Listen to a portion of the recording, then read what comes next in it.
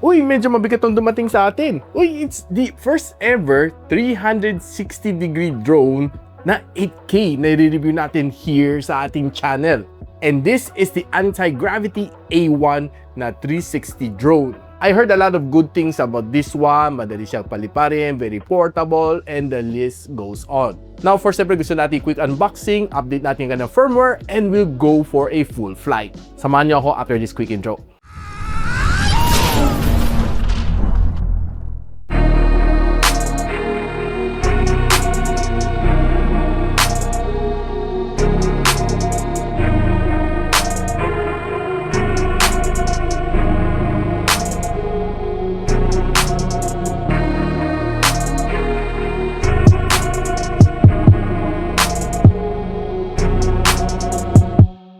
So right now, hawak natin is the ANTIGRAVITY A1 na drone. It's a pretty much sealed na box.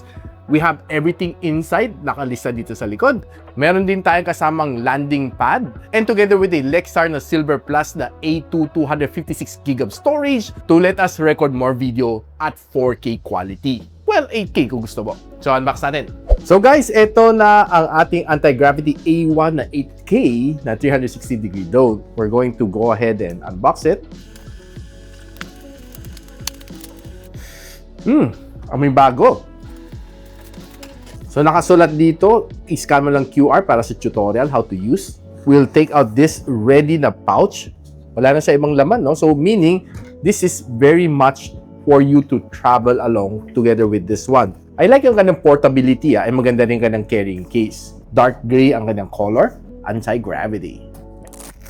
Inside, kita natin pack individually lahat. Simulan muna natin dito. So we got your lanyard over here. Meron tayong quick reader. Andito ang kanyang power cable. C2C cable. May pamunas pa siyang kasama. Straps. Ito mga cup para sa yung goggles. 4 na spare na propellers. No, 8 pala sila. Meron ka pa screwdriver. Kompleto I think this one is more complete than the other brand. So here are the big stuff. So andito na ating motion controller. I think this one is yung kanyang battery pack. Tama. We have 3 batteries over here. So we have 1, 2, and 3. I think this one, ito na mismo yung drone. Tama ako. Ganda ng kanyang carrying case. Very presentable. So in order to open this one, hilain mo lang ito pababa. And it's open. Hindi ko na-expect na ganun siya kaliit Based sa mga pictures, parang laki niya. And the last one dito sa ating bag, and wala nang ibang laman, is yung goggles. Uy, nice. Tingnan natin mga covers niya. May guide pa siya. May lens cover pa. Pag sinuot ko to, no, kamukha ko si Tutubi o si Mass Rider Black. Let me know in the comments. So right now, bubuksan na natin. So ganito maging itsura ng ating anti-gravity drone. So, ito ang kanyang power button. We have yung C port dito and ang kanyang micro SD card slot over here sa kanyang puwet. Now, I'm getting excited to fly this thing. Now guys, since powered up na natin ang ating drone, kailangan umilaw muna siya, no? And na-pair na natin together. Kailangan sabay-sabay sila naka-on. Naka-on din tong goggles natin. Nakakabit ang ating cable. Then, of course, pati ating motion controller. Dapat naka-connect din siya, naka-on. Now, we're going to search for new firmware over here. So, need mo muna i-connect yung drone natin sa Wi-Fi. Then, let's check na siya ng firmware. So, medyo malaki-laki yung kanyang update 2 gigs ang kanyang update. So, let's just simply click on Start Update. Ito yung update niya. Obstacle avoidance, no? So, lagay mo siya sa bypass imbis na brake, no? So, kung meron siya makita mga obstacle, iba-bypass niya, the circle around it. So, you can set your max flight mode or turn mode. So, lost, papalik siya sa back home lang siya. You can search, put it to free motion mode or FPV mode. May flight simulator ka, reversal cockpit ka na. Whatever animal you want, easily switch view. Yeah, you can put it to third-person point of view or you can switch it to first-person point of view. Depende sa sa trip mo. So, since di ka naman masyado trip, so I'll just put it back. You can change mga customizable buttons mo dito. The outer display ring light, so you can change it. This is sabi kong defog. So, pag malabo na yung salamin mo, you can defog it here. Immersive view. Siyempre, mas immersive tayo. No? Now, if you want to command it, pindutin mo lang to, no? Lalabas yung parang Siri na button dyan sa ilalim. Tell it to do what you want them to do. Pero meron lang siyang specific na command na naiintindihan lang niya. So, just to make sure. No? Just a few lang naman siya. So, dito sa kabilang gilid, can deep track, return home, so Sky Genie and Sky Path. No? Those are some of the things na just need to know dito sa kanang menu. So guys, after flying for several times with the Anti-Gravity A1, which masasabi ko sa inyo guys, ang daling bitbitin tong pouch na ito, no? It's really easy, very travel friendly. And first things first, na kailangan mo talaga isuot itong battery pack. Then of course, putting out itong goggles mo and removing yung dalawang takip niya. Now, this one is optional. Pwede mo lagyan ng micro SD card dito para ma-record everything that you see dito sa inyong goggles. And well, so I did. Kailangan mo lang talaga maghanap ng extra na micro SD card. Then you need to plug this one here. Then the other one dito sa inyong battery pack. So sasalpak mo lang dito and pe-press mo lang tong button na to, tap para mag-turn on. And of course, yung remote mo, ito ang kanyang power button, tap, hold mo second press para mag-turn on din tong remote mo. And probably pinaka-favorite ko is this one, yung kanyang case. Very easy, very lightweight, and very secure ang A1 natin dito sa loob. So of course, may kasama tayong landing pad. So, magagamit mo naman to lalo sa mga medyo rocky na surface. Pero more often than not, pag landing niya, hindi niya nasasakto dito sa landing pad. No? So, I don't know, hit or miss, di ba? Pero medyo malapit lang doon sa landing pad. That happened on most of my flights. Now, kinagandahan naman dito sa goggles na ito, once you power up, kunwari ikaw yung viewer, makita mo dito sa display kung ano nga ba nakikita ko. Now, dito naman sa drone na ito, you just have to carefully pull out all four. So, ganito magiging itsura niya. Then, you have to pull down yung landing foot niya. So, ganito lang, manually. Pero pag once na take off siya, sarili siya mag-retract. Now, you got a lot of sensors dito. Mga landing sensors, yung mga obstruction sensors, yung mga sensor yan.